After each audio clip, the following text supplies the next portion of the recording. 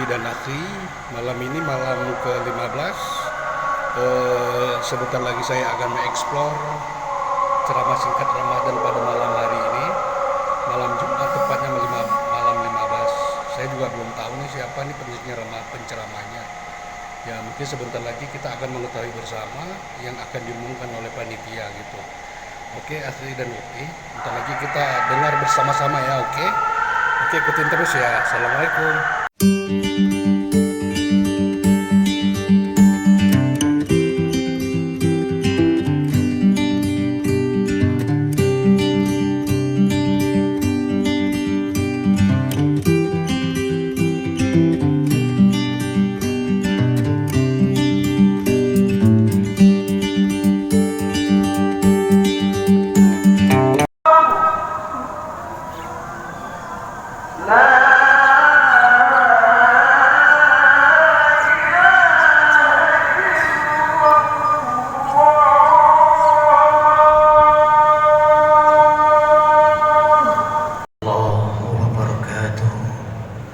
Hadirin dan hadirat jemaah salat Isya tarawih dan witir yang dirahmati Allah.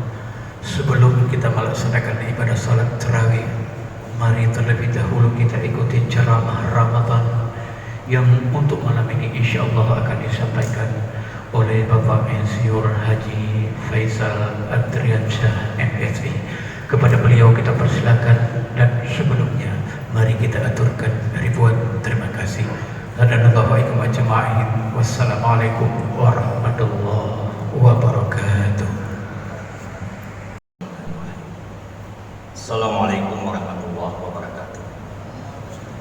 Alhamdulillah, la haula wala quwwata illa billah. Allahumma shalli wa sallim wa barik ala sayyidina Muhammad wa ala alihi wa ashabihi ajma'in. Bismillah tawakkaltu 'ala Allah. La haula wala quwwata illa billah. Jemaah yang dicintai Allah, malam kemarin kalau kita menatap langit begitu cerah dan nampak bulan bersinar dengan terang. Para astronom menyebut saat ini sebenarnya supermoon, jadi bulan purnama yang sangat besar karena posisi bulan dekat dengan bumi. Tapi bagi kita orang beriman, ketika menyaksikan bulan sudah besar seperti itu, diingatkan oleh Allah bahwa perjalanan Ramadan ini sudah setengah kita jalani. Mari kita berdoa mudah-mudahan segala amal ibadah yang kita lakukan diterima oleh Allah dan dosa-dosa kita diampuni. Amin ya rabbal alamin. Ramadan ini sebenarnya ingin menjadikan kita manusia yang berubah dari tidak baik menjadi baik, dari yang negatif menjadi positif. Karena itu Ramadan ini disebut juga bulan tarbiyah, bulan pendidikan. Kita dididik untuk supaya hati kita selalu berperasaan baik, tidak berburuk sangka, berzikir, banyak mengingat Allah. Kita dididik supaya ucapan kita juga yang baik-baik, tidak memfitnah, memaki, riba. Kita juga dididik supaya pekerjaan kita yang baik-baik, kerja jujur, tidak culas, tidak curang, bekerja untuk membantu kesulitan orang, bersedekah. Sehingga setelah kita melakukan itu dengan baik, maka insya Allah berubah diri kita ini. Karena itu Rasulullah mensyaratkan kalau ingin berubah, bahwa puasa kita merubah diri kita. Syaratnya itu disebutkan dalam hadis imanan wahtisaban. Imanan wahtisaban.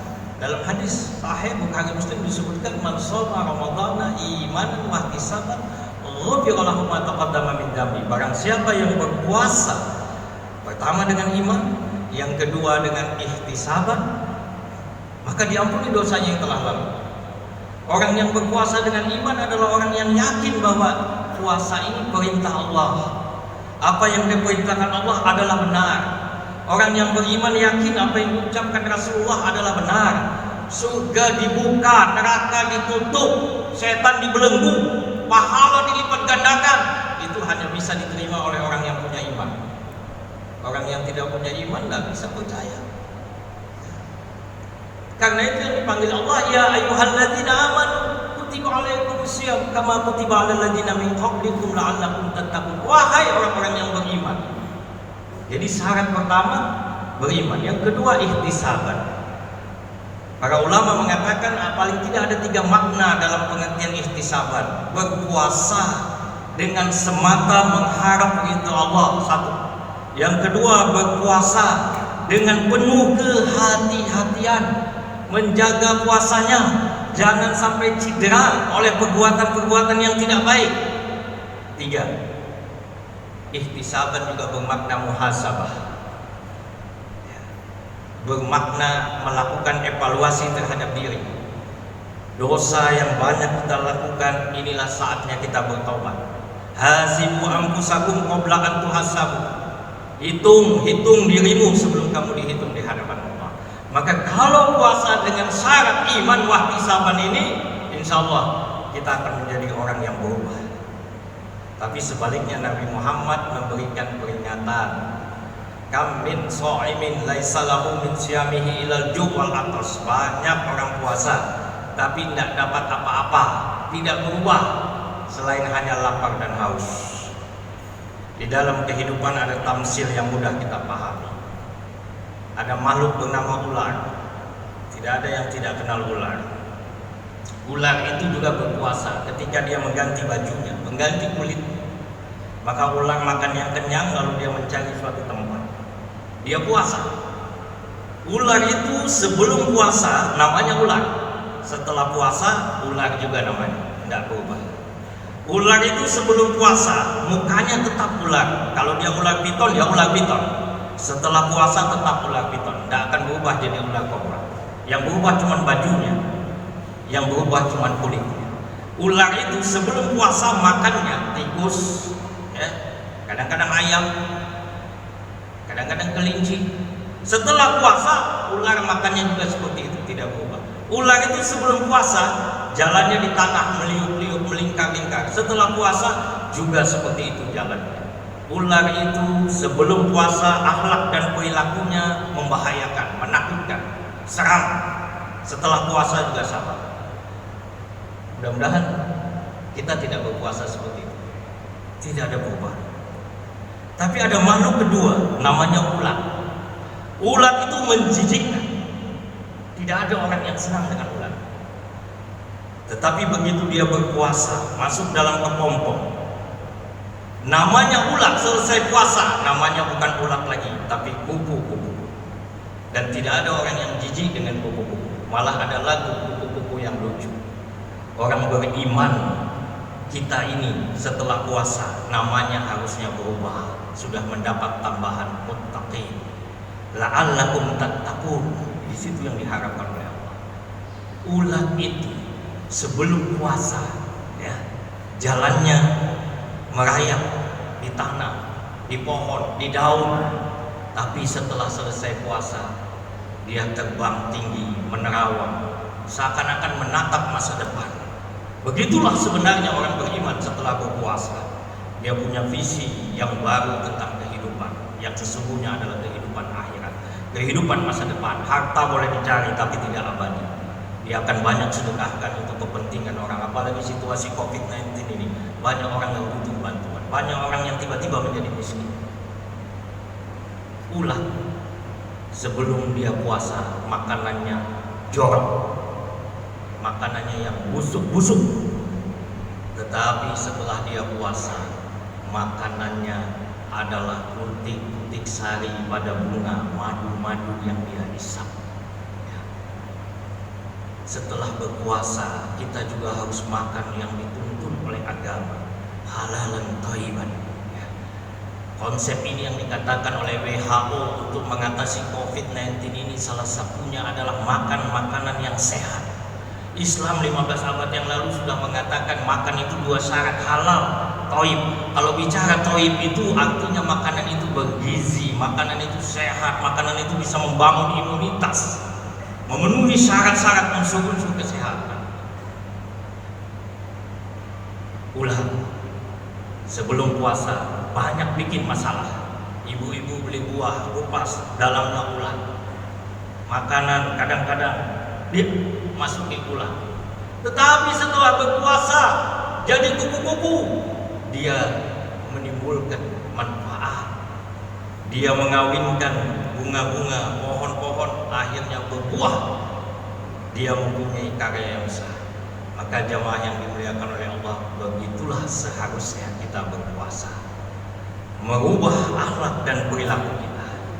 Kita masih punya kesempatan 15 hari lagi lebih kurang.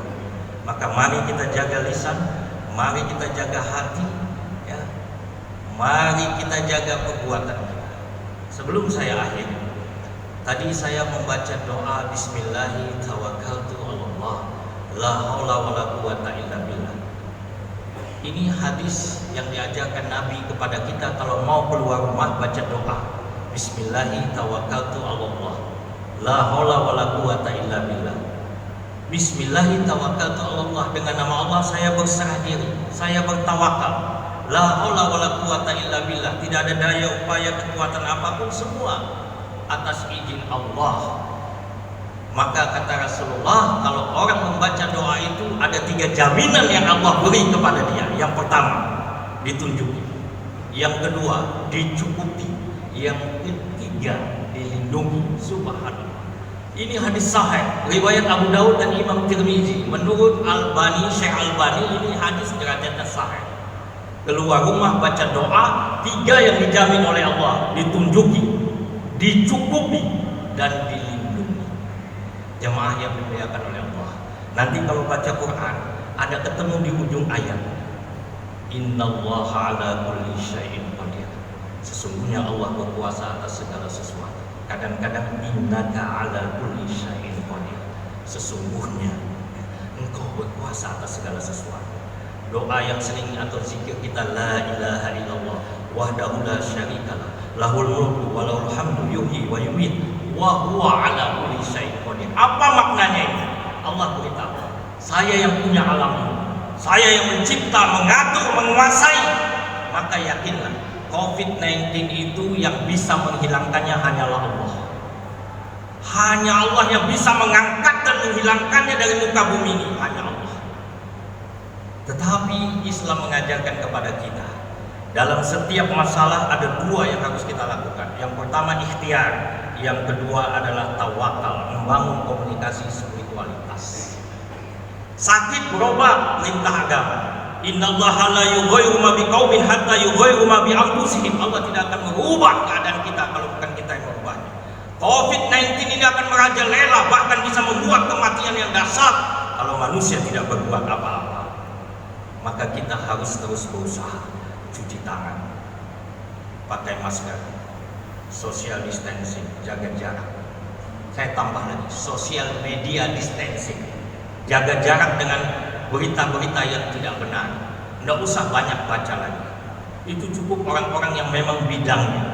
Zikru corona mengalahkan zikrullah. Itu yang menyebabkan hati gelisah. Hati itu hanya bisa tenang ketika zikrullah. Ala bizikrillahi tatma'innul qulub. Ketahuilah, hanya dengan zikir kepada Allah baru kita dapat tenang. Tapi kalau sebentar baca WhatsApp, sebentar berita ini, berita itu, maka hati kita tidak akan pernah tenang. Lupakan itu. Kembali kepada Al-Quran. Physical distancing, sementara tidak salaman, tidak masalah. Tapi jangan bikin salaman model-model baru. Salaman dengan siku, salaman dengan kaki, bid'ah itu.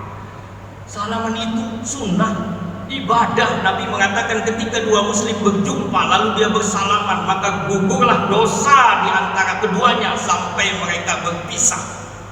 Jangan diciderai keunian dan keindahan agama ini dengan bermain-main.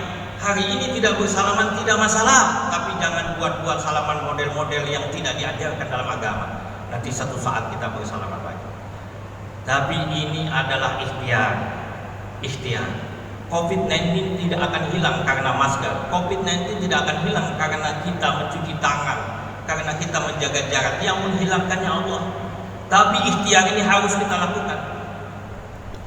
Nah, supaya Allah menghilangkan ini, kita tidak boleh lupa komunikasi dengan Allah.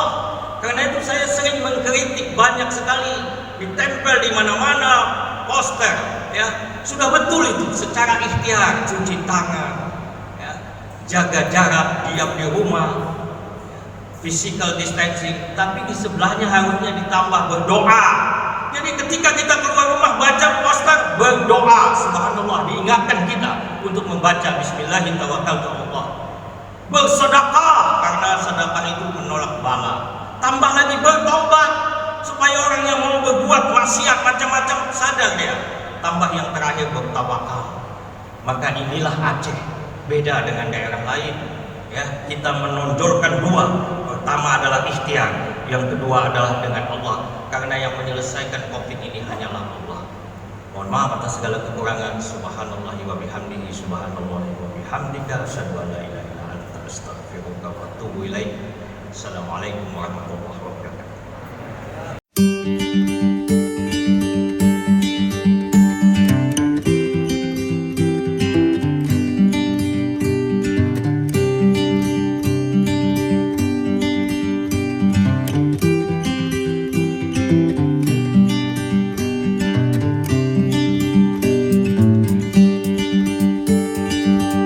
Assalamualaikum warahmatullahi. Malam ini kita sudah selesai melaksanakan salat tarawih berjamaah. Ya, demikian laporannya untuk malam ini, malam ke-15. Oke, ikuti terus ya sampai malam ke-30 nantinya. Saya mungkin akan mengeksplor semua daripada ceramah singkat di Masjid Raya Baitur Rahman Banda Aceh. Oke, terima kasih. Assalamualaikum.